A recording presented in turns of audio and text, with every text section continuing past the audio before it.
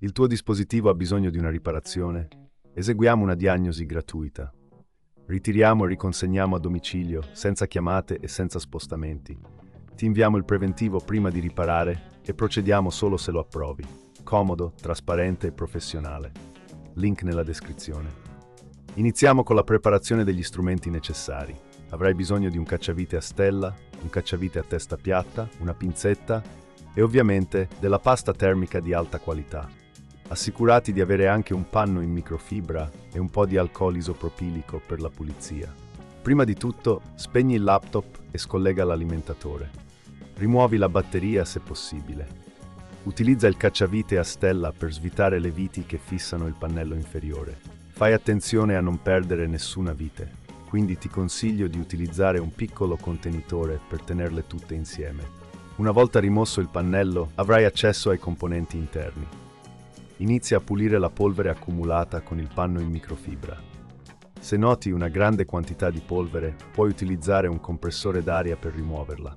Ricorda, una buona pulizia interna è fondamentale per il raffreddamento del tuo laptop.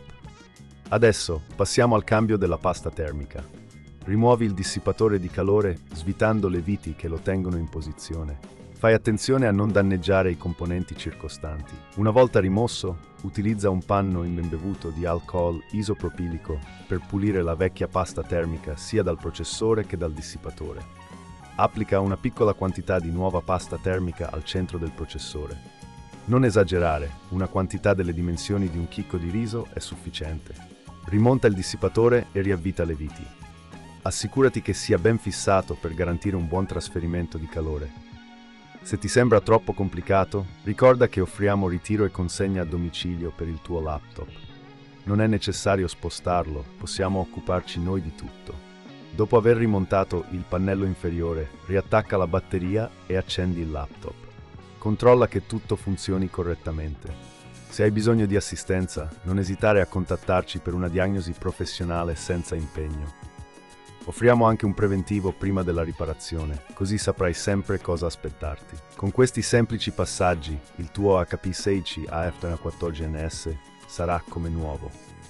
Il tuo dispositivo ha bisogno di una riparazione? Eseguiamo una diagnosi gratuita. Ritiriamo e riconsegniamo a domicilio, senza chiamate e senza spostamenti. Ti inviamo il preventivo prima di riparare e procediamo solo se lo approvi. Comodo, trasparente e professionale. Link nella descrizione.